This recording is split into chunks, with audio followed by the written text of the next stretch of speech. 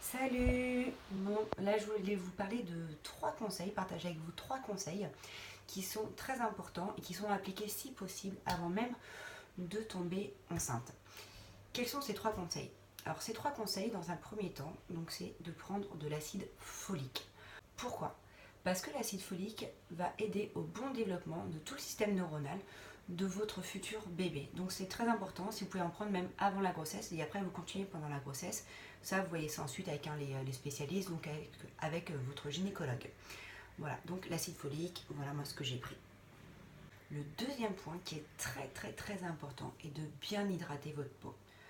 Votre peau va subir de rudes épreuves. Elle va devoir s'étendre, vous imaginez, suivre voilà, votre ventre, vos cuisses, vos fesses, tout ça. Donc si vous voulez éviter les vergetures, il est très important d'hydrater.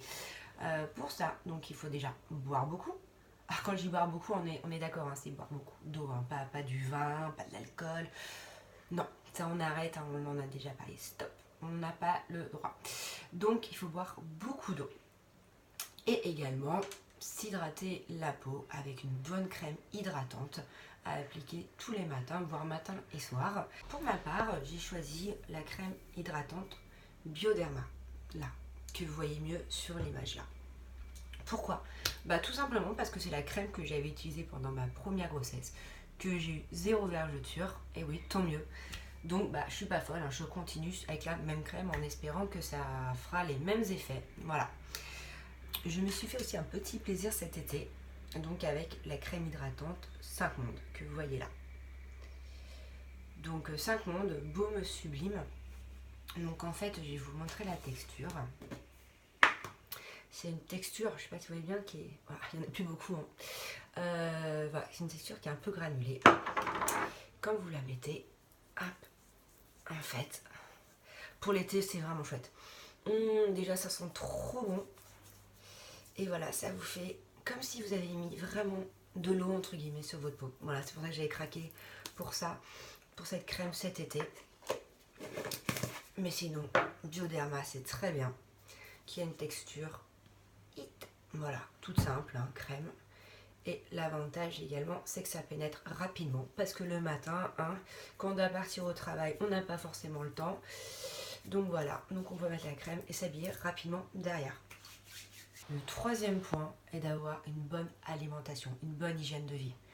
Donc l'alimentation, ça va passer, hein, on le sait tous, hein, 5 fruits et légumes, pas trop salé, pas trop sucré, de la viande, du poisson, mais pas trop de viande rouge.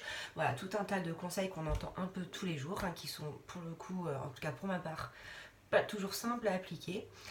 Voilà, en tout cas pendant votre grossesse, c'est important d'essayer d'appliquer cette alimentation le plus possible pour donner tous les nutriments nécessaires au bon développement de votre enfant.